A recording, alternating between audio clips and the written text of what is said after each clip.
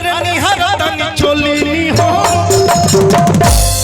ए सुगा कूद जा स्टेज के नीचे ए मुखिया जी ए मुखिया जी ए मुखिया जी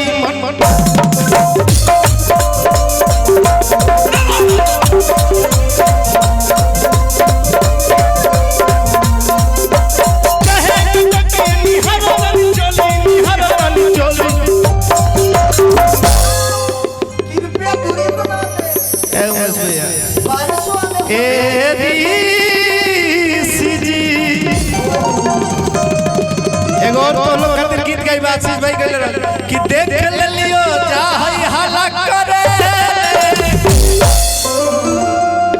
अरे देख लियो चाहे हला करे एमन तू ही काम करने बड़े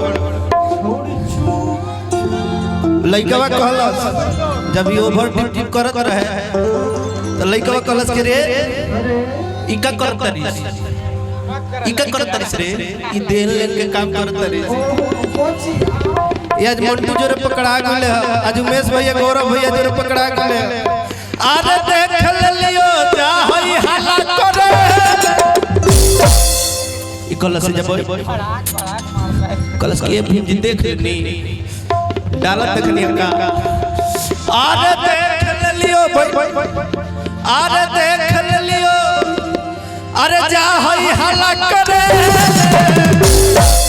तू का कहल कि चुप रह चुप तू एक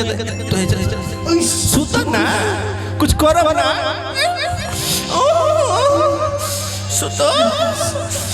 मजा आएगा देख के कहली सब हो जाए ते कहबे जादव जी वाला भी हो आ छोड़ा चुप चुप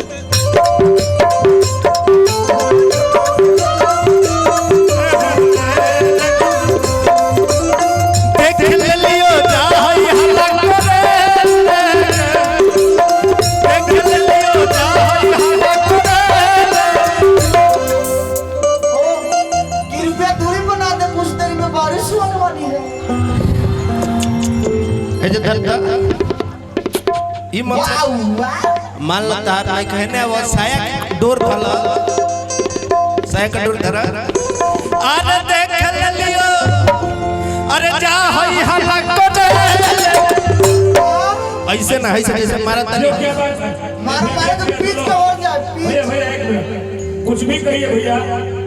लेकिन क्या नाम है आपका नाम नहीं है मुस्कान मुस्कान नाम बताइए ओकरे पता है YouTube लागल बा इनकर का नाम है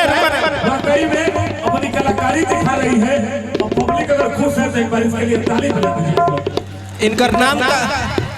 इनकर नाम मुस्कान के पीटी नाम मुस्कान ले लिया सब लोग को जाओ मुस्कान मैं पीटूंगा तुमको आज अरे प्यास बढ़िया से अरे देख लियो अरे जा हई हला लोकल हर दे तुम भैया यार आ छोड़ा चुप चुप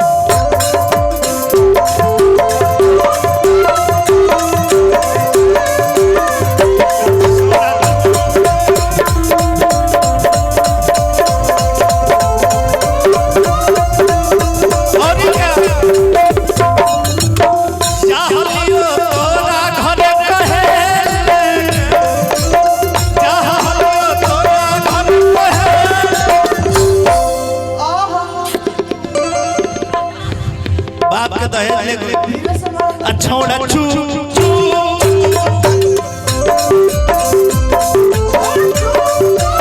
गौरव भैया